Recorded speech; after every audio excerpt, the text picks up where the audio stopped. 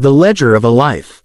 The 37th floor of the Vanguard Tower was a cathedral of glass and silence, a place where the city below became a mere diorama of ambition.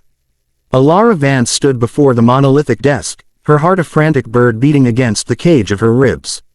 She felt, as she always did in places like this, too much. Too tall, too broad, too present. The elegant chair opposite the desk seemed a delicate, treacherous thing she dared not trust with her frame. So she remained standing, a statue of frayed nerves in a cheap, rain-dampened coat. The man behind the desk did not look up immediately.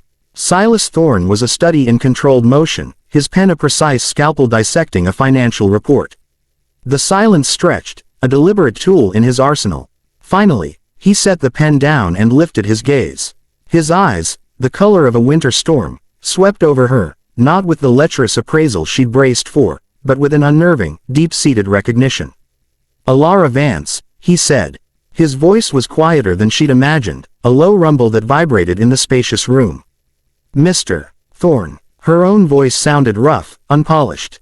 She clutched the strap of her worn bag. "I'm here about my father. Robert Vance. I know who you are." He leaned back, steepling his fingers. The absence of his gaze felt more intense than its weight. He looked out at the steel and glass skyline. "He stole $1.2 million from me. Funneled it through a shell company to cover his own failing ventures.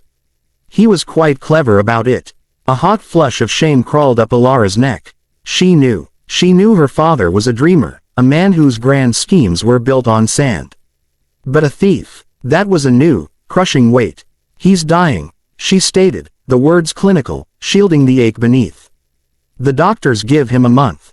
Maybe less. The debt, he's been raving about it in his sleep. I found the documents." She took a shaky breath, squaring her shoulders. "I don't have the money. I'm a teacher, but I'm here to settle it. However I can." She braced herself for the proposition. The cruel smile, the demeaning offer. It was the only currency she believed she had in such a world. Silas Thorne turned his stormy eyes back to her. He looked at her. Not at the body she tried to shrink, not at the desperation in her eyes, but at her. A small, almost imperceptible frown touched his lips. "However you can," he repeated, a strange softness in his tone. He stood, moving around the desk with a predator's grace. He didn't stop too close, giving her space. "You believe I would demand your body as payment? That the ledger of a life can be balanced in such a way?" Alara flinched. "It's what men like you do. Men like me," he mused, a shadow of a real smile now. "You have no idea what I am, Alara."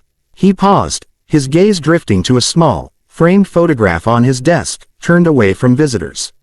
"Your father didn't just steal from me. He was my first mentor. He gave me my first job. He believed in a scrawny, angry kid from the wrong side of the city when no one else would." The revelation was a physical blow. She stared, dumbfounded. "What? The money he took," Silas continued, his voice dropping, "was the exact amount he personally invested in me, 20 years ago.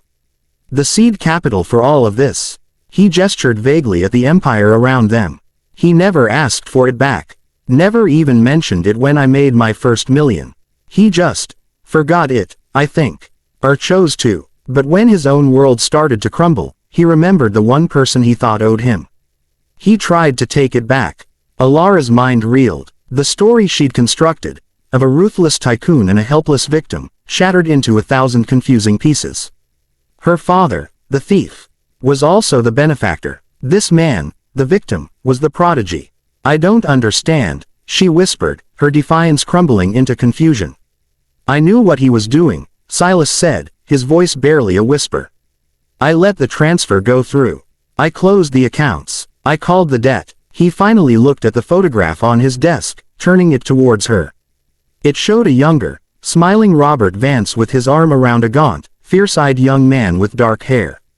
"Silas, I called it because I knew it would torment him. And because I knew, in the end, it would bring you here." The air left Alara's lungs.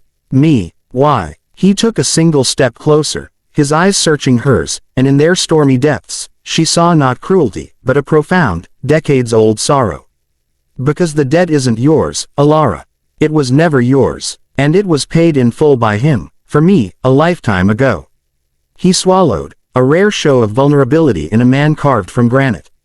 You owe me nothing. Tears she had been holding back for years, for her father, for her own lonely struggles, welled in her eyes. Then why am I here? Silas Thorne looked at her, the big girl in the cheap coat, the daughter of the man who had both made and broken him, and he offered a smile that was heartbreakingly gentle. You owe me nothing, he repeated, his voice firm yet soft, but dinner together.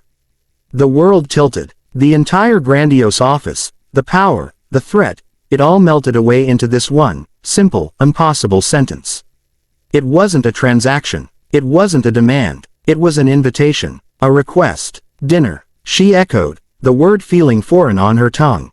Yes. He reached into his suit pocket and pulled out not a business card, but a simple, cream-colored cardstock. An address was handwritten in elegant script. Tonight, 8 o'clock. There's a quiet place I know. The food is good, the lights are low, and I would very much like to talk to the woman who raised herself, who came to face a dragon to pay a debt that wasn't hers, without a single weapon except her own courage. He pressed the card into her hand. His fingers brushed against hers, and the contact was electric, a jolt of warmth that speared through her numbness. The twist wasn't a hidden clause or a sinister plot. It was the shattering of her entire reality. The monster was a man haunted by gratitude and grief. The dead was a ghost from a forgotten act of kindness. And her sacrifice was not required, only her company. She looked from the address in her hand to his eyes, and for the first time, she didn't feel too big. She felt seen, not as a daughter, not as a payment, but as a person he had been waiting a very, very long time to meet. Why? She asked again, the question containing multitudes. Silas Thorne's smile deepened, etching lines of past pain and fragile hope around his eyes. Because, Alara Vance, he said, his voice dropping to a confessional hush, 20 years ago, when I was nobody, your father brought me home for Thanksgiving. You were 15, all elbows and knees and a smile that could power a city. You talked to me about constellations. You didn't see a charity case or a project. You just saw me. And I have been trying to find my way back to that feeling ever since. He turned and walked back to his desk, leaving her standing in the center of the room, the city sprawling at her feet, holding a simple card that felt heavier than any contract, her heart breaking and mending all at once. The debt was gone. In its place was an invitation to dinner, and the terrifying, exhilarating beginning of everything.